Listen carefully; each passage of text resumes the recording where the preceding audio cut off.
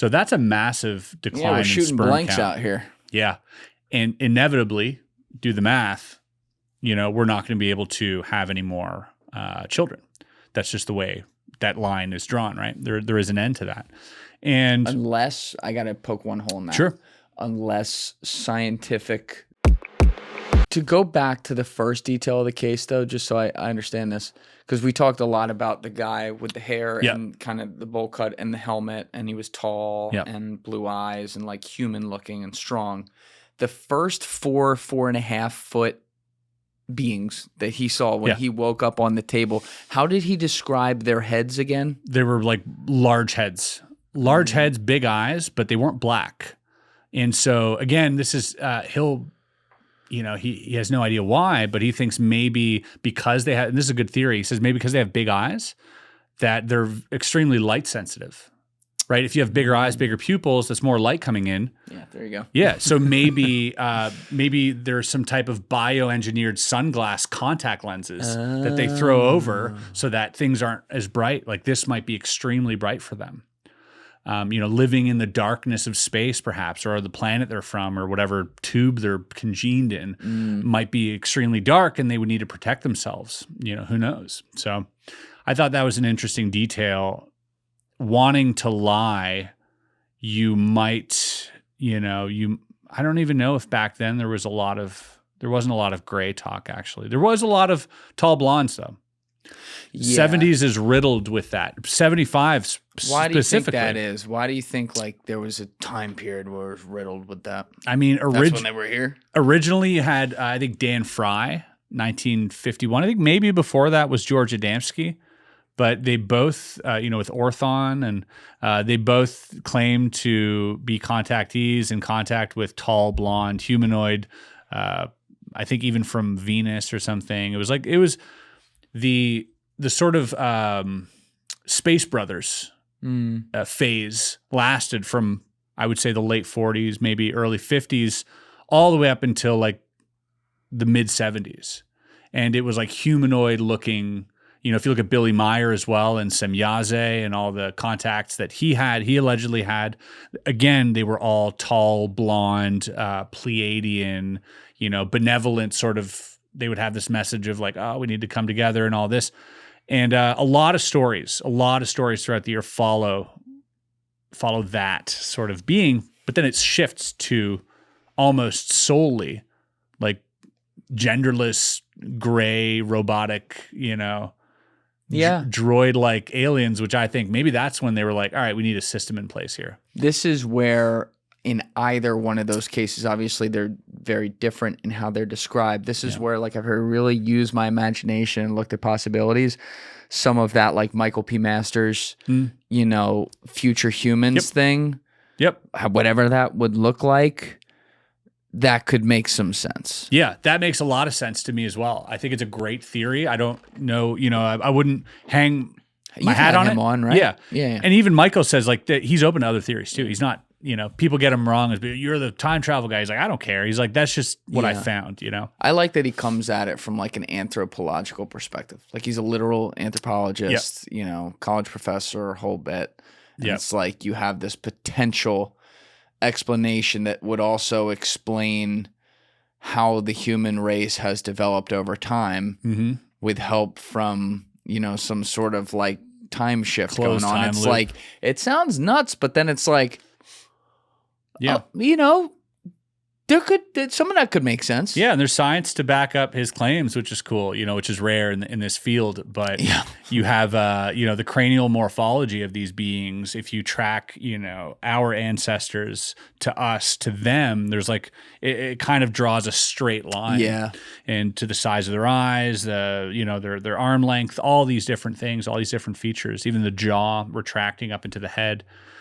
And so I think, that's really interesting. And then also the idea that if you were to, if we look at how we're progressing as a species, is it sperm counts dropping 1% per year right now? Can we check that, Deep? It's something like that. It's something insane, right? where clearly this is a problem that is going to happen, and it's due to all sorts of factors, chemicals, microplastics, whatever you want to. Yeah, we all got microplastics in our fucking balls. Yeah. You see that study? Which doubled to over 2% per year After 2000, the trend is subject concern for male fertility and overall health. So that's a massive decline Yeah, we're in shooting sperm blanks count. out here. Yeah. And inevitably, do the math, we're not going to be able to have any more children. That's just the way that line is drawn, right? There is an end to that. And unless, I got to poke one hole in that. Sure. Unless scientific development over time, like we see how IVF has come such a long way now. It's not perfect by any means, but it's way better than it was 20 years ago. Yeah. We are still moving on that exponential, like Moore's Law curve of technology. And I do think there are some problems that are red alarm right now, including this, obviously, by the way, it's how we reproduce. That, like, I don't want to be too much of like the eternal optimist and say, oh, it's all going to be fine. But on some of them, I'm like, I think we're going to be good. Yeah, and we can genetically modify all that stuff. Yeah. But, it begs the question, like, obviously, we don't know what effect that has in 5 generations. Like, we don't know what effect not doing it naturally has. And maybe there is some effect there, right? We have to assume that anytime we inject some chemical that's good for us or some procedure that is ground, breaking and a scientific breakthrough, 50 years later, people are growing tumors. And you know what I mean? Or stuff happens. That would never happen with Ozempic, right? That can't happen. I don't know. You know what I'm saying? Yes. So, it just seems like the natural process is obviously probably the best way. Nature is really good at optimizing things like that. Mm-hmm. And so if you were to make a civilization, or at least save your own civilization, you would want the greatest pool of genetic variants that you could find, right? And the most varied we ever were genetically is in the last 50 years.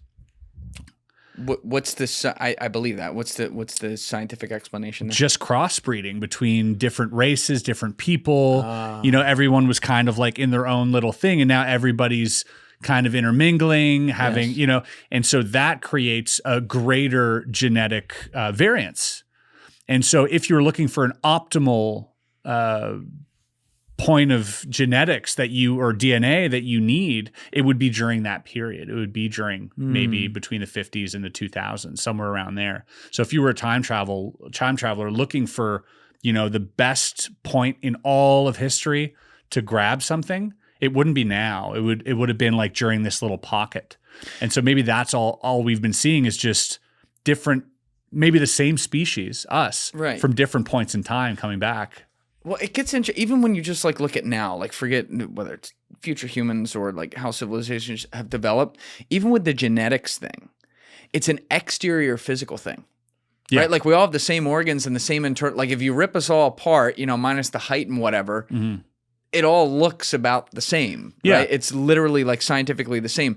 But then the way we develop on the outside, hair, skin, geometry of features and stuff like that, you go all over the world and it's different in all different places. And some of it, might actually provide like some sort of physical advantage or something. Like there's a reason LeBron James is 6'9", 250 pounds, and like an absolute gazelle out there and can jump fucking 48 inches, right? I can't do that. Like he has some other physical makeup to do that, and yet we have the same base creation. Like I always wonder how future civilizations or, things that aren't from here would come and study that and be like, wait, they have the same software, but the hardware, it looks different in Asia than it does in fucking, Germany or something like that. Yeah. And wasn't there, I might be mistaken on this, but wasn't there, isn't like blonde hair and red hair like completely anomalous, like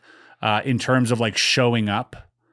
Because before then, it was all sort of like indigenous sort of races. Yeah. And then all of a sudden, we have this sort of like Scandinavian look showing up, which kind of matches, these space brothers. From? You know what I mean? That's right. So who came down here and fucked somebody? Yeah, a bit of a mystery that we have that, because if you look at, Scandinavian, you're like, oh, they're paler skin because they live, in the winter or whatever. Okay. I'm from Canada. our First Nations people, they're dark. Right. Yeah. we got Siberian type weather. That's and right. they're dark people. So why are we having blonde hair, blue eyed, fair skinned people in these Scandinavian sort of? Because you came and colonized them, Chris. God damn it. But that's what I'm saying. It's like there is a weird, like, I think it is a little anomalous when you look at all the different races. Like, we are kind of like interspecies, but we're also, product obviously of our surroundings. There is some nature there to, like increasing lung capacity if you're living at higher altitude, right, or, certain things like that.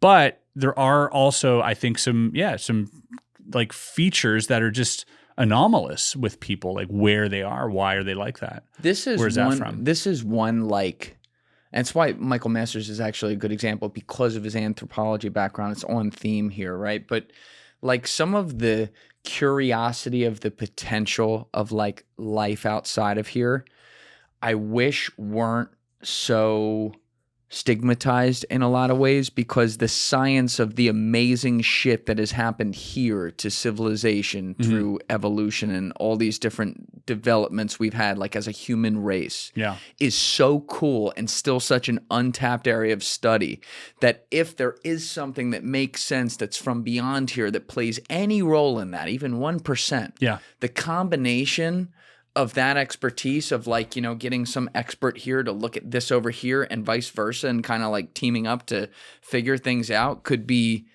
I mean, I Captain Obvious statement, but it's like monumental. You could reach breakthroughs that we've never even considered. 100%. Yeah. Thank you guys for checking out this clip. If you haven't already subscribed, please subscribe and hit the like button on this video. It is a huge, huge help. And if you'd like to check out this clip's full podcast episode, that link is in the description below or right here. And finally, you can follow me on Instagram and X by using the links in my description below.